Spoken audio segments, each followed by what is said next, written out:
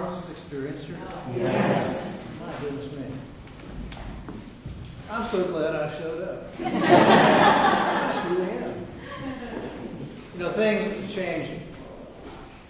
They change more than we think. Even when we're aware of the underlying reality of constant change, we still reference new changes by our memory and perception of our changes. Think about it now. Those changes we made back then, those were based on previous reference points. Our memory is always there, and it's always kicking out things that seem to be similar to what we are experiencing now. And if we're unconscious, we'll go along with that, but tend to relate to what is happening now from what happened then. How many times have you touted yourself for the fine memory you have? I less frequently than you. Simply because I don't remember. Which in that respect, I consider it to be a blessing. I wish it would spread out a little more than that. So, this caused me to really sit up and take notice of what happened to me this morning.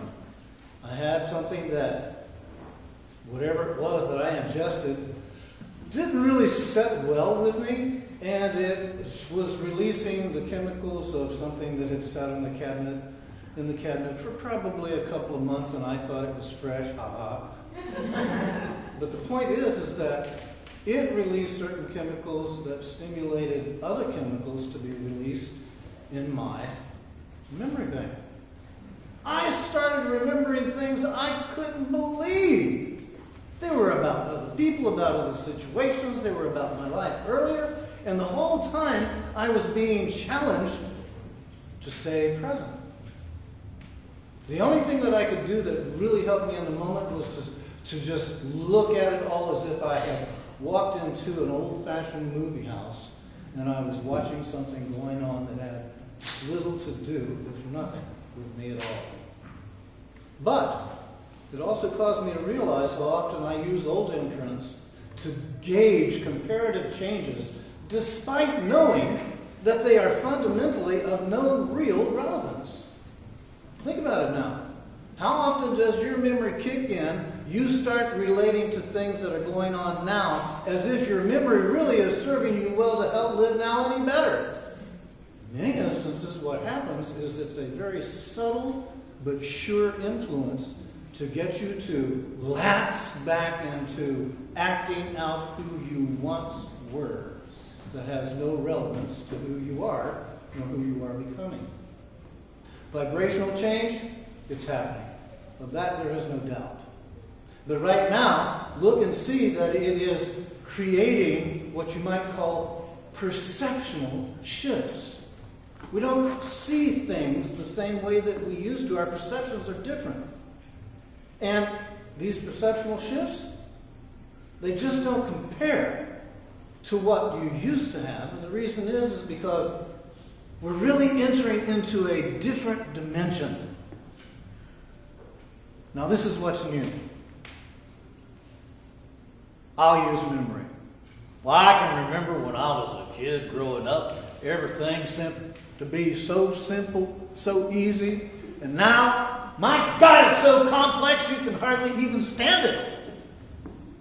You get that? Yes. Even you can relate to that.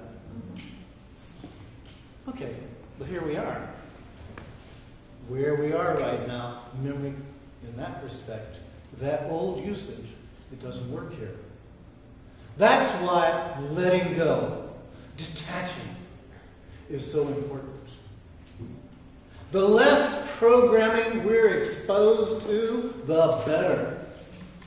I am astounded when I get up in the morning and I look out my living room window. All the damn TVs that are on next door in the houses, everybody's getting filled with the news of the day, preparing themselves, so they can live their day successfully, failing to realize they are being insidiously programmed to relate to life through whatever it is that mass media is making available to people so that they will act out their robot lives.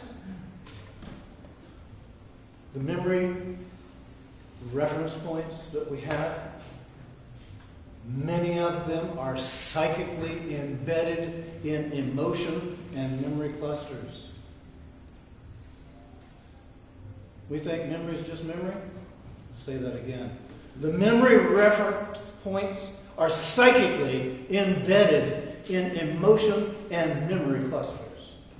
That's for all of us. Notice how it is when you go into a memory. We go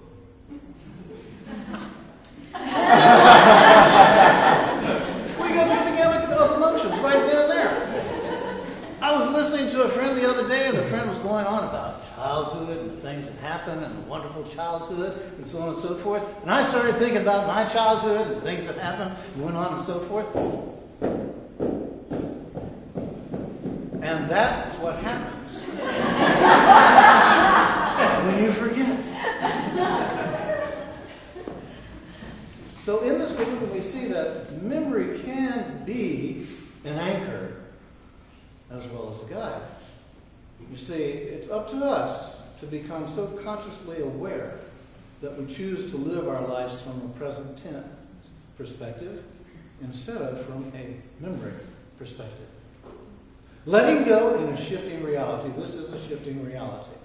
Learning to let go is so valuable. Because if we don't, we find that we are constantly being stimulated. And we're being stimulated by things that will cause these clusters to come up, release their chemicals, and in that, what happens? We have these blinding reactive mechanisms that start to kick in. We can't see things for what's really happening. We're seeing things for what we believe is happening. And most of our beliefs then are based on something that happened back then. Know what's going on, but don't feed into it. I'm not at all suggesting that you just turn off and don't pay attention to what's going on, because it's important to know what's going on, but don't feed into it. Now that requires you to wake up. That requires of you to practice being present. That requires of you to look again and see where you're being conscious and where you believe you're being conscious and still being unconscious. There's nothing quite like waking up to the point to where you can see, my God, I've been living my life unconsciously. And all the while I thought I was so on top of everything. I wasn't on top of anything. One symptom that we can see from this is simple confusion. How many people do you know? How many times do you and yourself come to a place where you say, wow, I don't get this. I don't understand this at all. That's what happens to me every morning when I look in the mirror.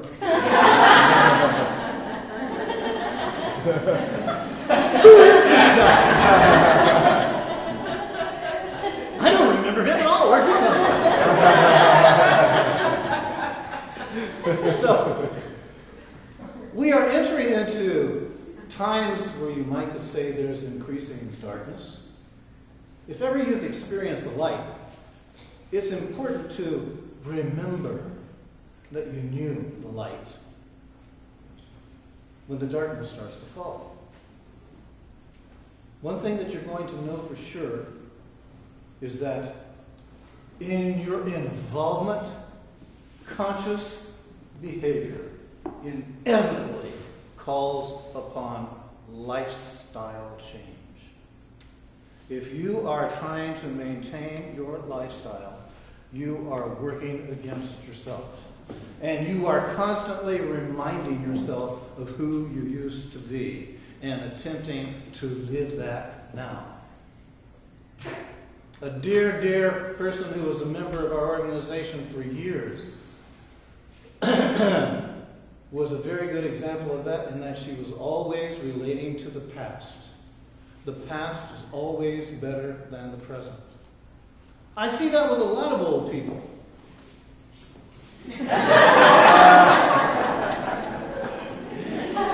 You guys are on top of it.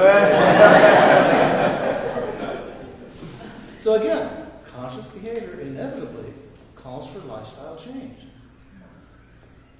Staying proactive. I encourage you to stay proactive. Please lovingly share empowering information with others. And as you can, involve yourself in local alternative solutions. Get involved.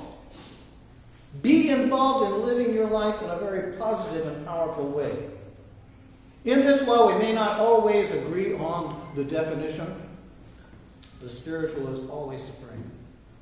Now, what you may call spiritual now will shift and change. So I'm saying to you, don't rely on what you used to think of as spiritual. I can use it as a frame of reference and see that sure isn't where I want to be now. The different religions that I was privileged to experience and the different doctrines and creeds that I was exposed to, and many attempts were made to make me be a born again, make me be washed in the blood, didn't work. And I'm so glad that it didn't. Because what I'm speaking to you about right now is the underlying energy that is causing all of this change to come forth. It is designed to stimulate us to reach to a place to where we can find who we truly are and choose to live that instead of staying stuck in who we remember we were and being bogged down. Thank you for your attention.